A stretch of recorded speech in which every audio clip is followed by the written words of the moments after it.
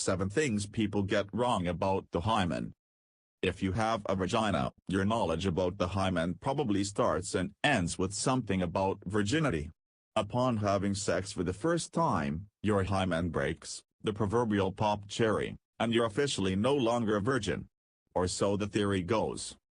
Except it's not that easy. This thin membrane can tear from so many other things besides sexual intercourse. Some women may even be born without a hymen in the first place. And that certainly doesn't mean you lost your virginity before birth because, well, that just doesn't make sense, because of the cultural importance placed on a surprisingly unimportant part of our anatomy. It's good to have a basic understanding of what the hymen is and what it does. Here are 6 things you may not know about your hymen. 1.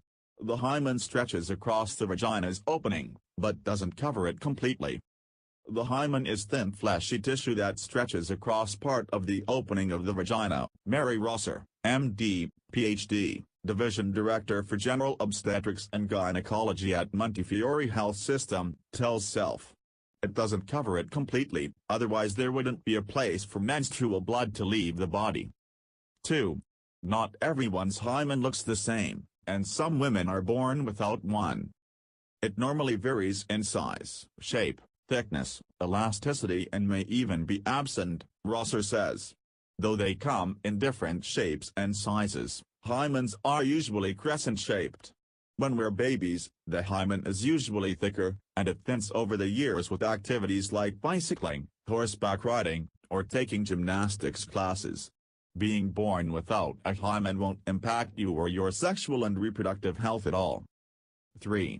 In fact, hymens don't have a known purpose. Just like your appendix and wisdom teeth, the hymen is a vestigial structure, meaning it doesn't really serve a specific physiological function. Evolutionary theory suggests that it formed to protect the vagina from bacteria, giving animals with a hymen a reproductive edge, but experts today still aren't really sold on a reason why they're still around. 4. Some women may have a hymen that needs to be surgically removed, but it's rare. An imperforate hymen is a hymen that blocks the vaginal opening.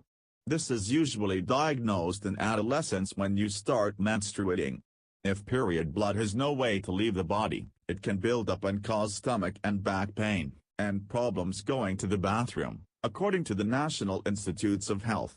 A minor surgery is done to remove the excess tissue, and usually a vaginal dilator is used for a period afterward to make sure the opening doesn't close back up. A young woman who has this procedure will go on to have totally normal vaginal function. 5. Some women feel their hymens break, other times, there are 0 signs. Many people's hymens thin over time, and may eventually tear with 0 fanfare. For others, the separation or tear may be more obvious. It may be totally unnoticeable, or you may have pain or bleeding with first tampon insertion or first intercourse, Rosser says. You're more likely to experience an obvious break if your hymen is thicker or more rigid and less stretchy. 6. Honestly, yours probably broke before the first time you had sex. If your hymen thinned over time, which many do, it may already be history before your first sexual encounter. Activities like biking, horseback riding, and gymnastics, plus using tampons and even masturbating, can all break your hymen, Rosser notes. And again, it may be completely unnoticeable when it happens. 7. Having sexual intercourse for the first time may hurt for reasons other than a broken hymen. Yes, breaking your hymen during intercourse can hurt. But if you use tampons, it's unlikely your hymen is still intact. Painful intercourse is fairly common for women anyway, and there are a handful of health conditions that can contribute to it. Also, having sex for the first time comes with a certain amount of anxiety and expectation of pain, plus lack of experience and knowledge about what will make it feel good. Read, lube insufficient foreplay. As for the bleeding, the hymen isn't always to blame. Sex may cause bleeding from the vaginal wall if there is not adequate lubrication or if there's fast, rough sex, explains Rosser.